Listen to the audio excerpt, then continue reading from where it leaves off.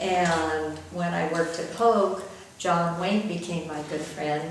But the best story about him was when my little girl was about 3, her pediatrician was at the top story of the 400 Newport Center medical, it was the only medical building there, and it was the top. So we got in the elevator at the end of the appointment, we go down a floor, the door opens, he walks in, John Wayne walks in, and he's always wore all white, like Ayazad's shirt, white jeans, white tennis shoes, and a white sailor hat. And so he's like that, and he gets in, he just smiles at me, and this is before I knew him at Hogue, by the way, this is way before.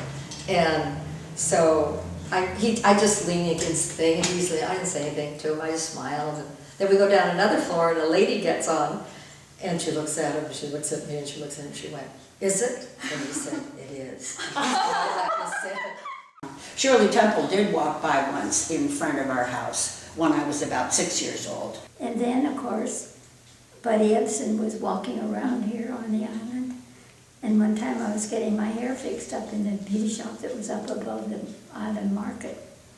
And Buddy Ebsen came in to pick up his little grandson, who his wife had been in there, and the little grandson was with her. And so he came and very proudly and smiling picked up the little grandson and took him home to babysit him. Besides, as a kid also, there's Jane Russell, there's Andy Devine and John Wayne and, Buddy Ebsen. We lived right behind us. We were alley neighbors, Well, I used to run into Buddy Ebsen all the time in the market by the ferry.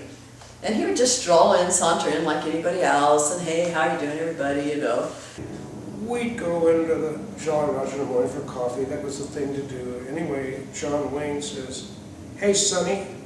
Everybody was Sonny. "What do you do with that coffee?" I said, "Well, I'm going to drink it." He said, "No, you're not. You're not allowed to drink coffee. Bring this kid orange juice." That was my deal. "Yes, Mr. Wayne."